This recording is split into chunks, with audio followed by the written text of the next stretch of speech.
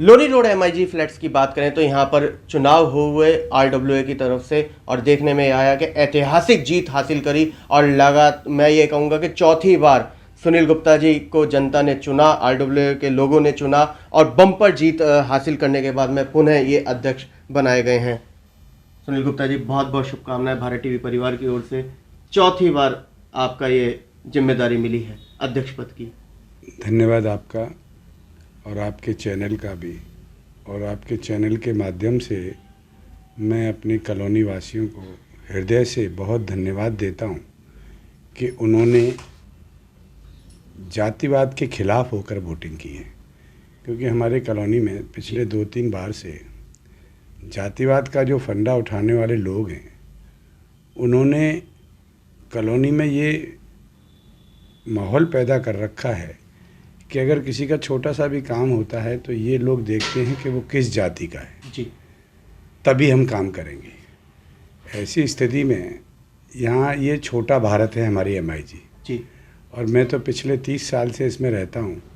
मैं तो इसको अपना परिवार मानता हूँ और परिवार के रूप में ही मैंने पिछले 3 योजना भी काम किया जी। और अब भी जो मुझे लोगों ने विश्वास जताया है तो मैं अभी भी परिवार के रूप में ही काम करूँगा।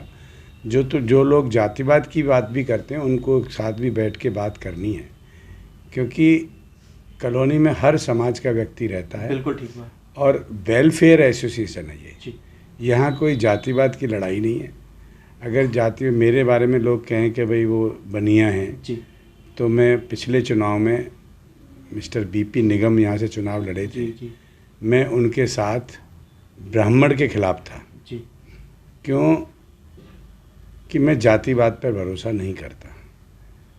अब इस बार चुनाव में जिन लोगों ने जातिवाद का फंडा उठाया था और फतवे जारी किए जी कि भाई वोट नहीं डालना, और नहीं डाले लोगों ने, काफ़ी संख्या में वोट नहीं डाले। टोटल वोट कितने पड़े? 361 वोट पड़े और 668 में से 668 में से हाँ, आप कितने? मुझे 273 वोट मिले 361 में से। और ये तो एक तरफा जीत है, कॉलोनी की जीत है। क्योंकि इसमें मैं अपने आप को कहने लगूं कि वे मेरा वर्चस्व है, ऐसा नहीं है जी। ये सब कॉलोनी के वो लोग इसमें शामिल थे जो जातिवाद का केस यहाँ पर ख़त्म करना चाहते हैं।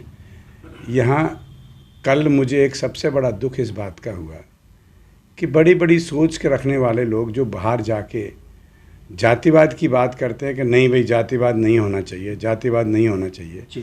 मैंने उनको भी जातिवाद के फंडे में फंसते हुए देखा और वो चुनाव की जगह पर आते और लौट जाते। मेरे को दुख इस बात का है कि कॉलोनी के वेलफेयर के लिए अगर एक ग्रुप नहीं आ रहा, उन्होंने जो भी अपनी साजिशें चली उसमें वो खुद ही फंसे और खुद फंसने के बाद अगर वो चुनाव में शामिल नहीं हो पाए तो उन्होंने बहिष्कार का बीड़ा उठा लिया। तो बाकी के लोग तो कॉलोनी के हित में वोट डालने चाहिए। जिन लोगों ने नहीं डाले हैं, मेरे लिए तो वो भी कॉलोनी के वासी हैं, मैं उनका भी काम करूंगा। और मैं एक बात आपको बता दूं जी कि ये काउंसलर का चुनाव नहीं है, ये एमएलए का चुनाव नहीं है, ये एमपी का चुनाव नहीं है। ये चुनाव वेलफेयर का चुनाव है। इसमें कोई आर्थिक रूप से ये कहता हो कि कोई कमाई हो, मेरे से पहले रहने वाले प्रधान जी कोई उन पर पैसे का आरोप लगाए तो मैं उसको सिरे से खारिज करता हूं, क्योंकि पैसा यहाँ गार्डों के देने के लिए भी इकट्ठा नहीं होता जी। कुछ गलतियां पिछली आरडब्ल्यूए ने की, उसकी वजह से मुझे लोगों ने जिताया। हमारे यहाँ 27-28 लोगों की मृत्यु कोरोना काल में हुई जी। हमारी आरडब्ल्यूए बिल्कुल नेगलेक्ट रही, किसी भी मामले में उन्होंने सहयोग नहीं किया कॉलोनी का, और वो खुद भी नदारद रहे सारे के सारे लोग। केवल एक जो मेरे पैनल पर ओपी वर्मा उपाध्यक्ष जीते हैं, उन्हीं ने ही सारे टाइम में कोरोना के लोगों की सहायता की। तो जीत हुई है, लोगों की जीत हुई है, कॉलोनी के लोगों नहीं है, ऐतिहासिक जीत है और बम्पर जीत है। वो ठीक है, लोगों का गुस्सा था उनके खिलाफ कि ये जो कहेंगे वही होगा कॉलोनी में, ऐसा नहीं है।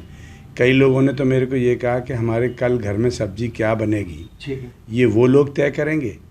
कॉलोनी का मामला है, अगर उनको कोर्ट ने बाहर कर दिया जी, तो उनको शांति से कॉलोनी में वोटिंग होने देनी थी। खुद वोट ना डालते, जी नहीं डालना, बैलेट पेपर खाली डाल आना। कल 5-6 वोट ऐसे निकले भी जी कि जिन्होंने सबको वोट डाले थे, जी कोई भी कैंडिडेट नहीं छोड़ा था उन्होंने। तो उनका विरोध था कि भाई तुम सभी एक से हो। चलो 7 लोगों का था ना। जी जिन लोगों ने, मैं तो कॉलोनी में हर व्यक्ति को जानता हूँ, मैं तो कॉलोनी में जो लोग वोट डालने नहीं आए, मेरे से नमस्कार होती है उनकी। जी।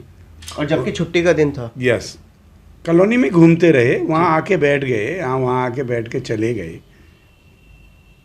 हम जब कहते हैं कि आप जातिवाद कर रहे हो तो कहते हैं नहीं जी हम तो नहीं कर रहे। अब ये तुमने जो फरमान जारी किया, जी मैं तो कह रहा हूँ कॉलोनी के सभी बुद्धिजीवियों के इस बारे में सोचना चाहिए कि कॉलोनी को किस दिशा में लेके जाना है।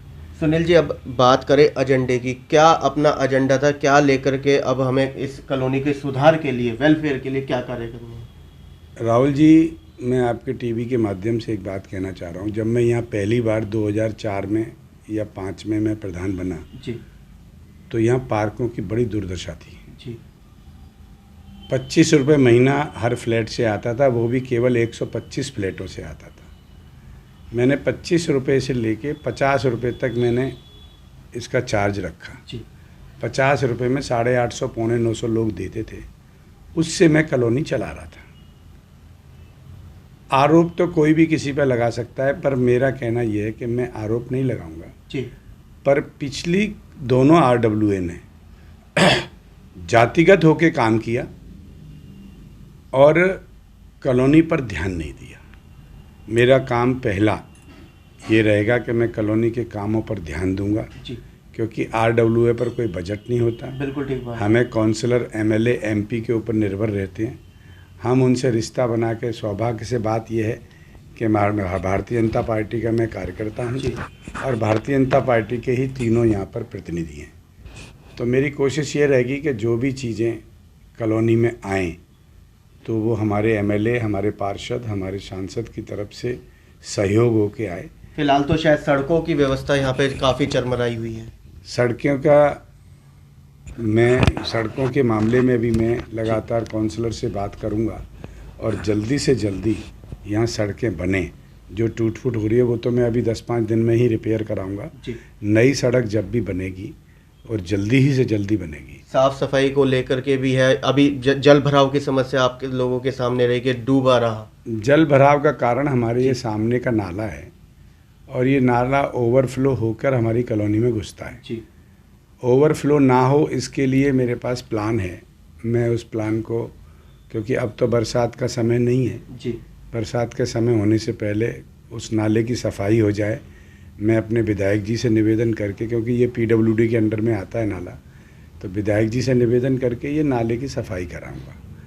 दूसरा, कॉलोनी में पेड़ों की व्यवस्था बड़ी ख़राब है, बहुत ज़्यादा। कोई पेड़ इतने बड़े हो गए हैं। अभी मेरे घर के सामने भी एक बहुत बड़ा पेड़ गिरा और गिरने से पेड़ों के और 4 पेड़ों को लेके गिर गया।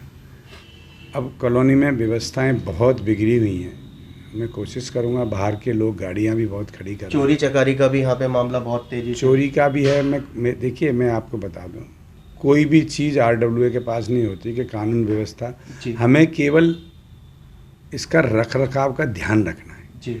चोरी हो रही है, हमने पुलिस के साथ संपर्क करना है। सड़कें वड़कें ख़राब हैं, हमने नगर निगम से बात करनी है। लाइट की व्यवस्था ठीक नहीं है तो हमने MLA से बात करनी है। और कोई बड़ी योजना, अब जैसे हमारे वहाँ मार्केट के पास बारात घर है जी, वो DDA ने बनाया है और उसका जल्दी से जल्दी उद्घाटन हो जाए, ऐसा मैं अपने सांसद जी से बात करूँगा कि भाई साहब उसको जल्दी से उद्घाटन। बैलेट नंबर 2 पूरा आपका पैनल जीत पूरा गया है। 8 के 4 तो हम पहले ही जीत गए थे निर्विरोध। 4 की विजय कल हुई है और कॉलोनी के लोगों को मैं एक बार पुनः बधाई और हृदय से धन्यवाद देता हूं कि उन्होंने एकजुटता से, मतलब जो मेरे सामने चुनाव लड़ रहे थे प्रमोद, वो भी मेरे छोटे भाई हैं और वो पहले प्रधान रह चुके हैं जी। और उन्होंने इस कॉलोनी की जो बाउंड्री वाल आप लोग देखते हैं वो प्रमोद के द्वारा ही लगवाई गई थी। प्रमोद ने भी बहुत काम किए हैं, पर प्रमोद का व्यवहार या काम करने का तरीका लोगों को लगा कि भाई ये एक्चुअल में वो स्कूल चलाते हैं। जी। लोगों को लगा कि भाई सुनील यहाँ पूरे टाइम रहता है और सुनील को बनाएंगे तो पूरे टाइम समस्याओं का हल होता रहेगा। सुनील जी, सबसे जनता के मन में भी सवाल ये आया है कि जीत तो गए हैं, इधर पार्टी की भी जिम्मेदारी है, इधर घर की भी जिम्मेदारी है, तो सबसे पहले प्राथमिकता वेलफेयर। देखिए, किसी ने मेरे पास ये जिम्मेदारी थोपी नहीं है जी। मैंने स्वतः जाके लोगों से मांगी है कि मुझे दीजिए और मैं अपनी कॉलोनी को अच्छा बनाऊंगा। मैं अपने मुंह से नहीं कहना चाहता, क्योंकि जब मैं यहाँ प्रधान था जी।